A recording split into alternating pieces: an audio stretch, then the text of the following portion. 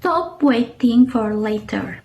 The scholar and author Dr. Wayne Dyer once wrote, "Procrastination is one of the most common and deadliest of diseases, and its toll on societies and individuals is enormous." We have all been there, standing at the edge of a deadline, comforted by the deceptive whisper of "I will do it later." But I want you to look back at the last 7 days. How many laters have actually turned into now? We treat later as a productive destination, but in reality, it is the place where our potential goes to rest. The habit of chronic procrastination is not merely a lapse in time management, but a psychological barrier. We must stop this cycle entirely, as later is the thief of productivity and the primary obstacle to our development. In this occasion, I will first examine the psychological roots of why we delay tasks. Second, I will outline the real cause of waiting.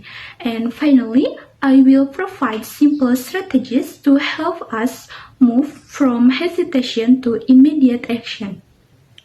To understand why we must stop waiting, we must first address that the common mistake of thinking that procrastination is just about being lazy. In reality, academic research shows that procrastination is a way we try to manage our emotions. Psychological science confirms that our brains often prioritize short-term mood repair over long-term growth. By choosing later, we are letting our immediate emotions take control. The consequences of this behavior go far beyond unfinished work. They result in significant mental and professional costs. Chronic procrastination creates a cycle of high stress, which researchers have linked to increased health risks and burnout. Beyond health, there is the opportunity cost of lost time. In a competitive world, opportunities depend on timing. When we delay action, we don't just move the task to a later date. We often miss the best window for success. Some people argue that they perform better under pressure, claiming that the rush of a deadline helps them be more creative. However, this is a mistaken belief. Relying on pressures is not a strategy for success, but a survival habit that leads to mistakes and long-term exhaustion.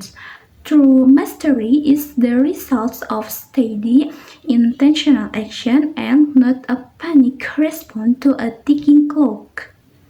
In conclusion, the tendency to push our responsibilities to an indefinite later is a significant barrier to excellence. We have seen how procrastination acts as a defense against discomfort rather than a simple lack of discipline. We have also seen that the costs are real, affecting our health and our professional opportunities.